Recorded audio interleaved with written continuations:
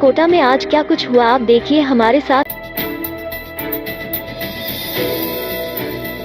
बल्लभबाड़ी प्राचीन सार्वजनिक शीतला माता एवं नाहर सिंह माता विकास समिति की ओर से लोक देवता तेजाजी महाराज का पावन ध्वज यात्रा तेजादशमी पर्व के अवसर पर श्रद्धा एवं हर्षोल्लास के साथ संपन्न हुई।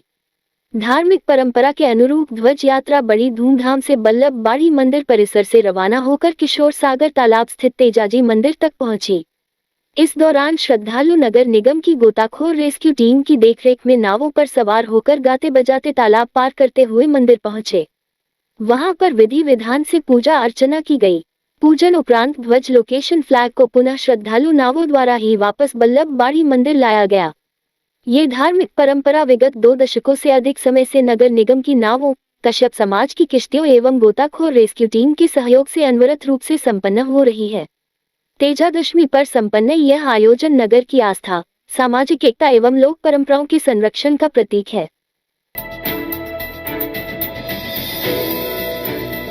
शिक्षकों को पदोन्नति के लिए टेट की अनिवार्यता के सुप्रीम कोर्ट के निर्णय पर राजस्थान प्राथमिक एवं माध्यमिक शिक्षक संघ ने प्रतिक्रिया दी है।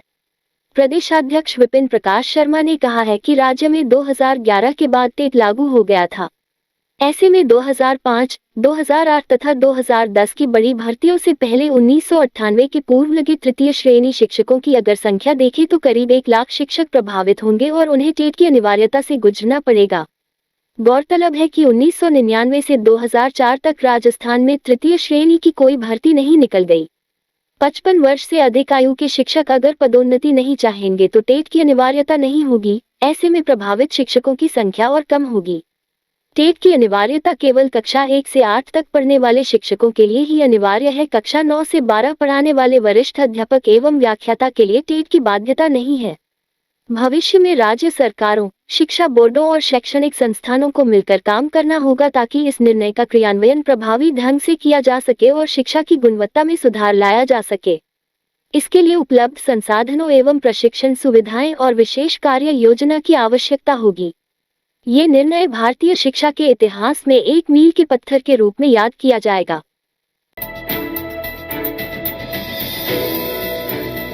पूर्व मंत्री प्रताप सिंह खाचरियावास ने कहा कि रामगढ़ बांध को भरने के लिए राज्य सरकार का कृत्रिम बारिश करवाने का प्लान मजाक बनकर रह गया है। सरकार का ये दावा करना कि ड्रोन उड़ाकर सरकार ने 0.8 मिलीमीटर कृत्रिम बारिश करवा दी, ये पूरी तरह से झूठ और तथ्यों के बिल्कुल विपरीत है, क्योंकि जो ड्रोन उड़ाए गए वह खिलौना बनकर रह गए। छोटे छोटे ड्रोन नीचे गिर गए। गांव के लोग मजाक उड़ा रहे हैं।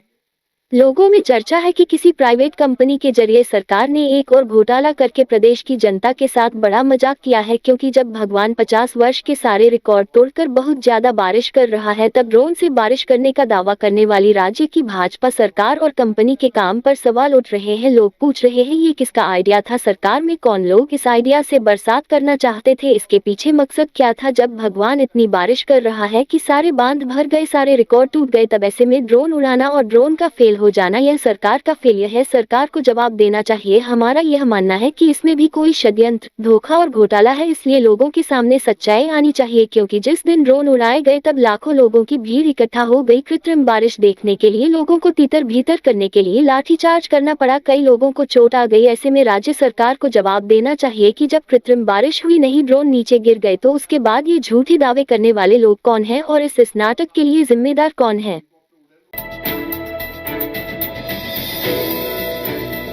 आमेर सागर से बाहर की ओर बहने वाले पानी का फ्लो अभी भी तेज है।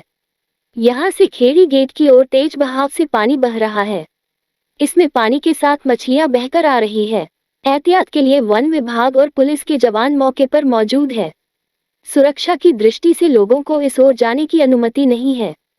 वहीं आमेर सागर में आज एक और मगरमच्छ दिखाई दिया, हालांकि वो सागर के अंदर तैरता हुआ दिखाई दिया।